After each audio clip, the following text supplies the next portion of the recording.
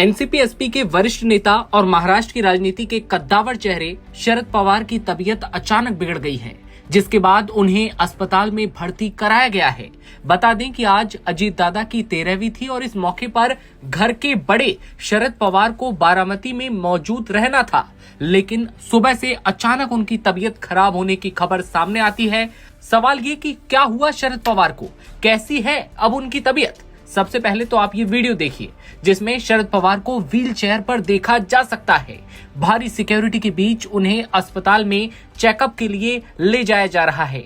NCP नेता सुप्रिया सुले और प्रतिभा पवार भी उनके साथ इस मौके पर मौजूद हैं। बता दें कि 85 साल के शरद पवार जुकाम, खांसी और सांस लेने की शिकायत के चलते बारामती से पुणे की ओर रवाना हुए थे, जहां रूबी अस्पताल में इलाज के लिए उन्हें एडमिट किया गया। शरद पवार के समर्थक भी तबीयत खराब होने के बाद से परेशान नजर आ रहे हैं। बता दें कि अजीत दादा की विमान क्रैश में मौत के बाद से शरद पवार खासा सक्रिय हैं। वो हमेशा समर्थकों के बीच पार्टी के कामों के लिए एक्टिव रहते हैं। आज बारामती तालुका के काठेवाड़ी में दिवंगत नेता अजीत दादा की 13वीं है और जिसमें शरद पवार अपने परिवार के साथ शामिल होने वाले थे।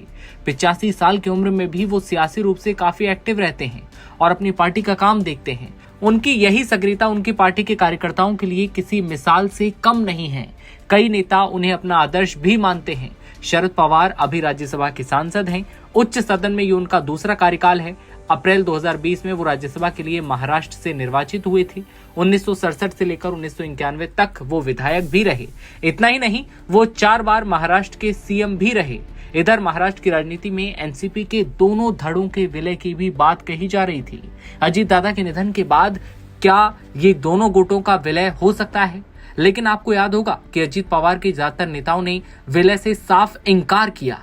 इधर राज्यसभा की सांसद और अजीत दादा की पत्नी सुनेत्रा पवार को 60 घंटे के भीतर उप मुख्यमंत्री बना दिया गया।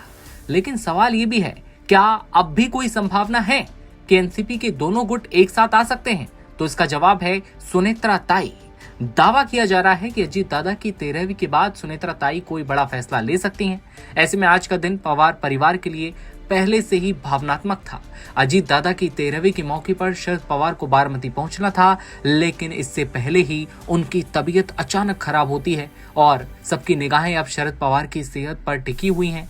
डॉक्टर क्या कहते हैं, क्या अब उन्हें घर पर भेजा जाएगा? इस पर अपडेट आना भी बाकी है। महाराष्ट्र की राजनीति के अगले कदम पर सबकी निगाहें इधर टिकी भी हुई हैं। तो ये था शरद पवार की तबीयत को लेकर पूरा अपडेट।